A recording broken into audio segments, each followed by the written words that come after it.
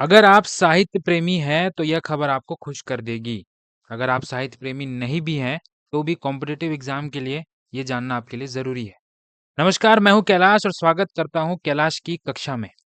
हिंदी साहित्य के अनमोल सितारे जिनकी रचनाओं ने दिलों को छू लिया, विनोद कुमार शुक्ला जी को 59वां ज्ञानपीठ अवार्ड मिल रहा है।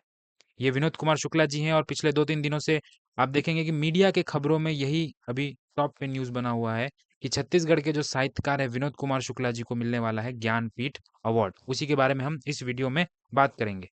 तो देखिए ये जो पुरस्कार है एक वार्षिक पुरस्कार है, यानी हर साल दिया जाने वाला भारतीय साहित्यिक पुरस्कार है, एनुअली दिया जाता है। और दिया किसके द्वारा जाता है? भारतीय ज्ञानपीठ के द्वारा। जो लोग साहित्य के क्षेत्र में कोई असाधारण योगदान देते हैं तो उनको ये दिया जाता है।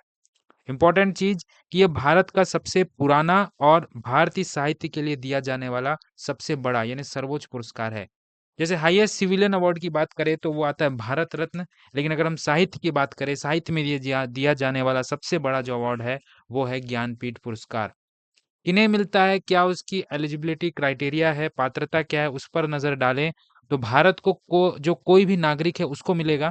साथ ही 8वीं अनुसूची संविधान के 8th शेड्यूल में जितनी भाषाएं हैं, कितनी भाषाएं भी वर्तमान में 22 भाषाएं हैं, वो 22 भाषाएं प्लस इंग्लिश, इन्हें टोटल 23 भाषाओं में जो असाधारण योगदान दे रहा है अपने साहित्य को लेकर के, उन्हें यह अवार्ड दिया जाएगा। तो ये विनोद कुमार शुक्ला जी हैं, पुरानी इनकी तस्वीरें। और आपको एक इम्पोर्टेंट चीज बता दूं कि ये 12वें लेखक होंगे हिंदी के 12वें लेखक होंगे जिन्हें ये अवार्ड मिलने वाला है। विनोद कुमार शुक्ला 59वां क्रम का अवार्ड है, 59th। और अब तक 65 लोगों को मिला है। ठीक है, 65 लोगों को मिला है, बट ये क्रम जो है वो 59वां है। 2025 में ये पुरस्कार 2024 के लिए दिया जाएगा और हिंदी के 12वें साहित्यकार हैं, छत्तीसगढ़ के पहले लेखक है जिन्हें इस सम्मान से नवाजा जाएगा।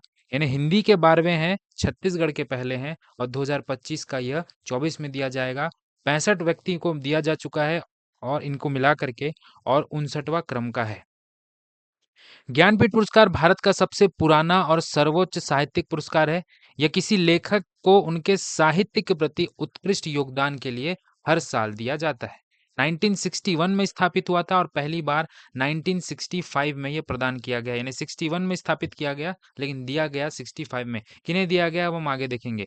यह पुरस्कार अंग्रेजी तथा अन्य हिंदी भाषाओं के लिए प्रदान किया जाता है। ठीक है, हालांकि अर्हता यानी जो पात्रता है वो भारतीय नागरिकों तक ही सीमित है, कोई विदेशी से नहीं प्राप्त कर सकता। साथ ही मरणोपरांत भी नहीं मिलता है। स्टेटमेंट में ये सब आ सकता है, मरणोपरांत मिलता है नहीं मिलता है, भारतीय नागरिक तक ही सीमित है, ध्यान रखेंगे। यह भारतीय ज्ञानपीठ द्वारा भारत साहित्य में उत्कृष्ट योगदान को मान्यता देने के लिए दिया जाता है, हम पहले ही बात कर चुके हैं। अब देखिए साहू शांति प्रसाद जैन और उनकी जो पत्नी थी रमा जैन, इनके द्वारा 1944 में स्थापित किया गया ज्ञानपीठ एक प्रतिष्ठित साहित्यिक और अनुसंधान संगठन, एक ऑर्गेनाइजेशन है, रिसर्च ऑर्गेनाइजेशन, किसमें? साहित्य के क्षेत्र में रिसर्च करने का काम करता है। स्थापित कब हुआ था? 1944 में। इसका मुख्यालय कहाँ पर है? नई दिल्ली में ही है। और किन्होंने स्थापित किया था? साहू शांति प्रसाद जैन और उनकी पत्नी रमा जैन जी के द्वारा।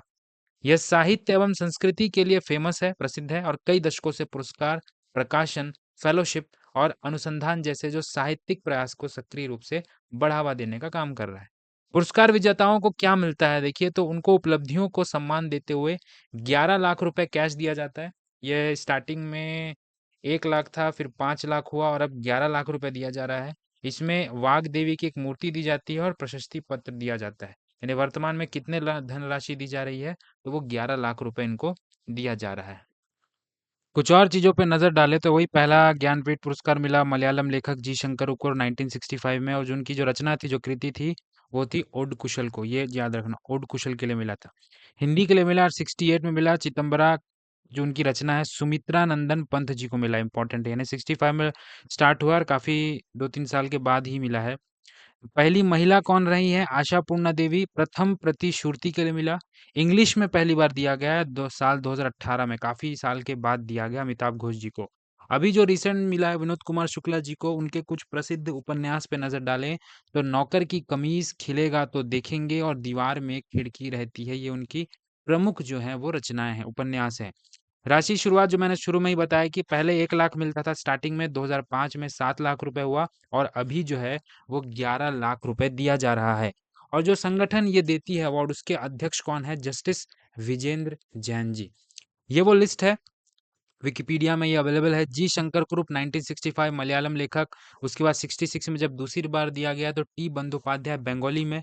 तीसरी बार में 2 व्यक्ति हैं, उमा शंकर जोशी और के.वी. पुट्टप्पा, कुवेंपु भी कहते हैं इन्हें, कन्नड़ में दिया गया। सुमित्रा नंदन पंत को 68 में दिया गया, हिंदी में दिया गया, उसके बाद उर्दू में दिया गया है। 73 वो साल था जब 2 बार फिर से दिया गया है और 76 में आशा पूर्णा देवी को मिला है ये अवार्ड।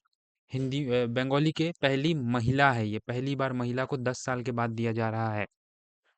ये सारा वो लिस्ट है, सी नारायण है इनमें, इनमें जो और महा अमृता प्रीतम का नाम है, महादेवी वर्मा जी का भी नाम है, ठीक है?